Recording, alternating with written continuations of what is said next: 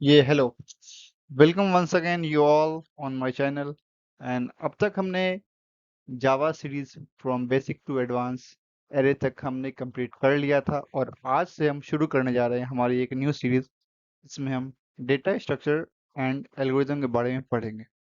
तो सबसे पहले जानते हैं कि ये डेटा स्ट्रक्चर और एल्गोरिथम क्या होता है। डेटा स्ट्रक्चर यानी कि किसी भी डेटा को किस तरह हमें अरेंज करना है कि उसके बेसिस पे कोई भी काम हो सके।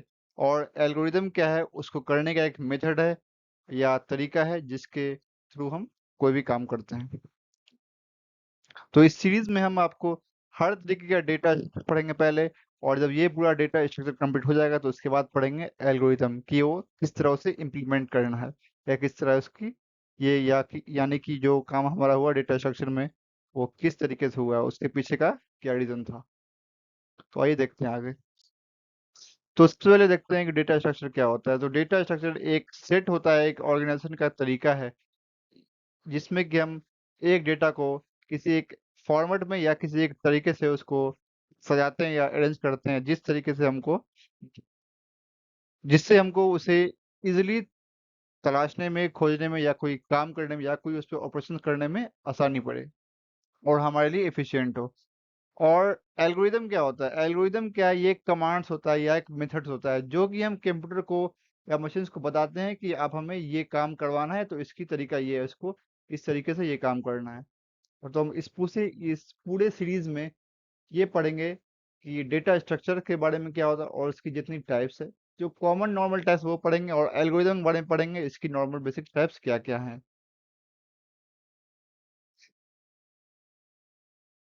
हाँ, तो अब यहाँ पे हम ये पढ़ेंगे कि डीएसए आखिर हम क्यों पढ़ते हैं और इसकी जरूरत क्या पड़ती है हमें, और ये किस तरीके से पढ़ना है हमें। तो सबसे पहली बात कि डीएसए का काम क्या होता है। जो भी वो भी प्रॉब्लम हमें मिलती है या कोई सॉल्व करने के लिए, तो वो काफी कॉम्प्लेक्स होती है। तो उसका एक एक स्पेसिफिक ऑर्डर में या स्पेसिफिक स्ट्रक्चर में उसको हम अरेंज करते हैं ताकि वो आसान हो जाता है, कॉम्प्लेक्स उतना नहीं हो, जिससे कि उसकी बनाने का टाइम खर्च कम हो। कोडिंग स्किल्स जो हम कोडिंग यूज कर रहे हैं वो जितना से कम आसानी से आसानी लगे, जो कि इजीली हमारा काम परफॉर्म कर दे। इसमें क्या होता है कि किसी भी सॉफ्टवेयर बनाने में क्या होता है, बहुत टाइम लगता है। तो ये इस डेटा का यूज करके उतना टाइम हम बचा सकते हैं, और हमारा जो मनी खर्च है वो ऐसे नॉर्मल करने में बहुत वक्त लगेगा, और इसमें हम आसानी से वे पे कर सकते हैं। और इसको हम रियल वर्ल्ड से, यानी कि जो हमारी आसपास की दुनिया है, जो हम अपने सोसाइटी में देखते हैं, उसके एक फॉर्म में, उसके किसी फॉर्म में इम्प्लीमेंट कर सकते हैं आसानी से। यानी कि उस फॉर्म में, जिस तरह सपोज सपोज कि हमें कोई ऐप बनानी है, तो ऐप जो है आपको किस तरह की ऐप चाहिए। बहुत सी तरीके के ऐप्स होती है, मगर कोई हमें कि जस्ट लाइक व्हाट्सएप, तो उस व्हाट्सएप पे क्या है कि आपको लाइन से सीधा एक चैट बॉक्स चाहिए, उस तरह बनना है। कोई फेसबुक है तो वहाँ पे ये करना है, कोई एक एजुकेशन ऐप है तो वहाँ पे इस तरह बनाना है, सब में एक डॉट दिखाना है, ये पोर्टफोलियो ये सब दिखाना है।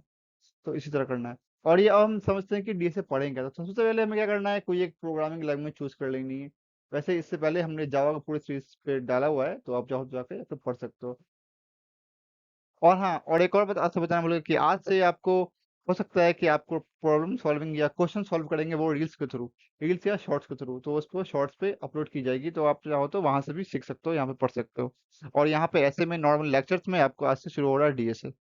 हाँ, तो मैं आते हैं यहाँ पे।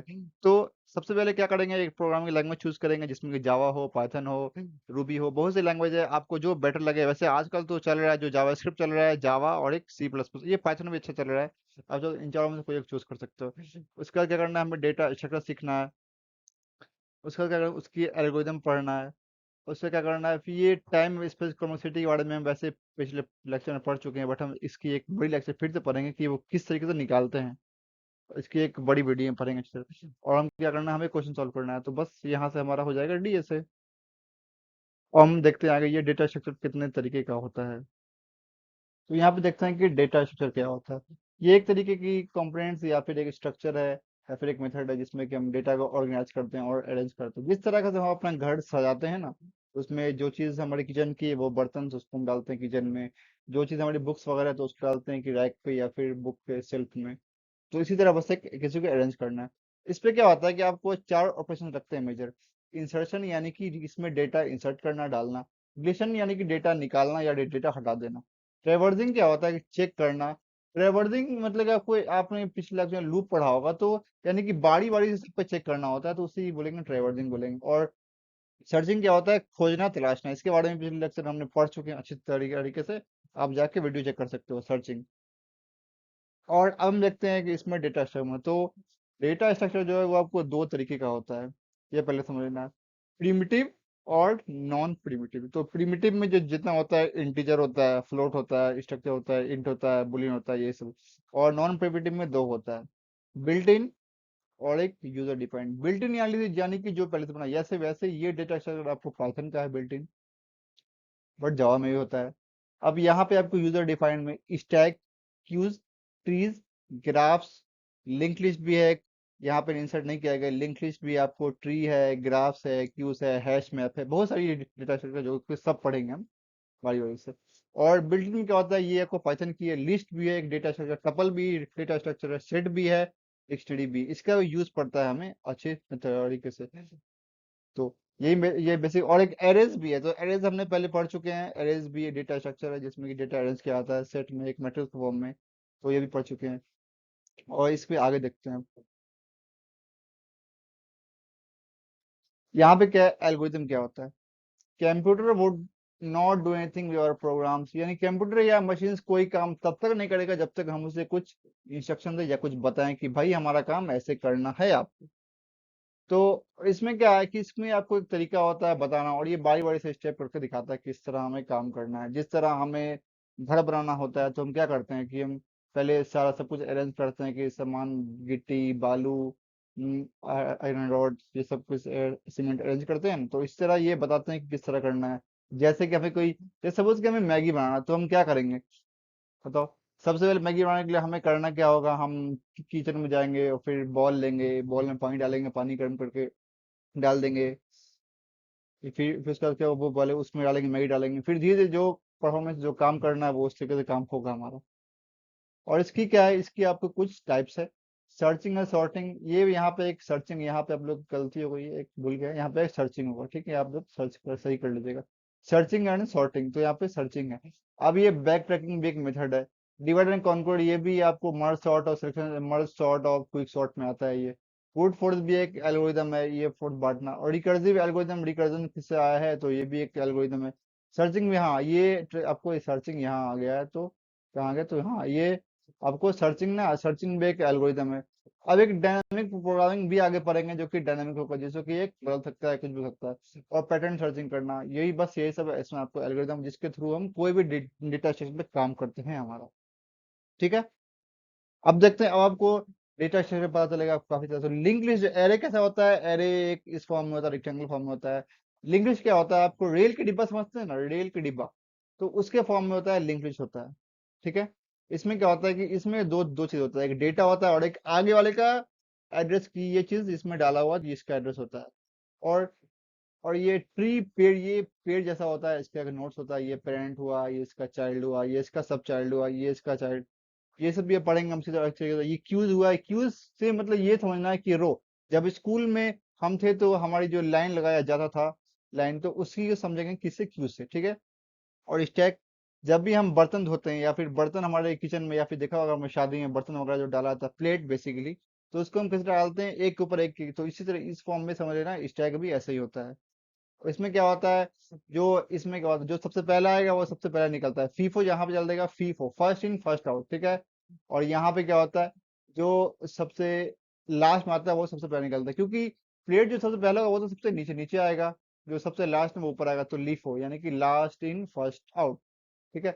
और ट्री में क्या होता है, आपको ट्री में आपको कुछ इसके भी कुछ है, अच्छे अच्छे चीज हैं, ये भी, ये इसके बारे में पढ़ाएंगे अच्छे तरीके से। अब देखिए इसमें देखते हैं आगे। और हाँ, और आपको इसमें, आपको एक ग्राफ भी होता है, तो ग्राफ में क्या होता है, ट्री है ना जिस तरह, तो ट्री में क्या होता है, यहाँ ऐसे एक और ऑर्डर होता है, बट ग्राफ में क्या होता है कि ग्राफ में कोई ऑर्डर नहीं होता है, एक यहाँ हो जाएगा नोड, एक यहाँ नोड, यानी कि स्पेस में कहीं भी किसी भी फॉर्म में, 3D फॉर्म में, इस तरह फॉर्म में कुछ भी हो सकता है ग्राफ में। ठीक है।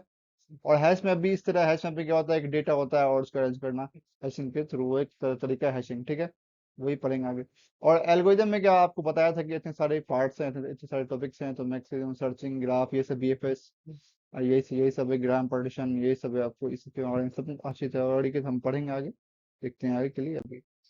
हाँ, यहाँ पे इसका पार्ट्स तोड़ के मैंने डाल दिया है आप लोग के लिए, ताकि आप लोग को समझने में आसानी पड़े कि एल्गो डीएस क्या होता है। कि इसमें आपको ये data structure, tree data structure है, ग्राफ है, लिंक लिस्ट है, हैश मैप है, स्ट्रिंग भी डेटा स्ट्रक्चर होता है, एरे भी डेटा, स्टैक भी है, क्यूज भी है। और यहाँ पे चार जो दिया हुआ है ना, ये क्या आपको एल्गोरिथम थिंक, इसके पीछे एल्गोरिथम की तरीका है। ग्रीडी हुआ, डायनेमिक प्रोग्रामिंग हुआ, डिपेंडेंट कॉन्ट्रोल, बैक ट्रैकिंग, सब पढ़ेंगे अच्छे से। अभी परेशान होने का नहीं है कुछ भी, बस आसानी से पढ़ेंगे। एरे में सर्चिंग सॉर्टिंग हुआ, बिटवीन ये तो नहीं पढ़ना है, ये सर्चिंग सॉर्टिंग हुआ आपको। और सॉर्टिंग में कितना हुआ, सिलेक्शन और इंसर्शन, बबल पढ़ चुके हैं। और ये सब पार्ट्स है। स्ट्रिंग में ये होता है कॉन्केटिनेट करना, जोड़ना, घटाना, तोड़ना। हैश मैप में क्या होता है, तीन पार्ट्स है इसका।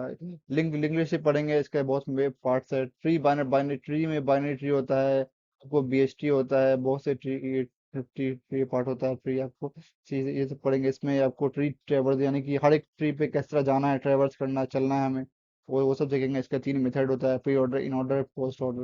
ये सब पढ़ेंगे। बीएफ होता है, ब्रेथ फोर्स स्ट्रक्चर होता है, डेप्थ फोर्स स्ट्रक्चर होता है, ये सब पढ़ेंगे।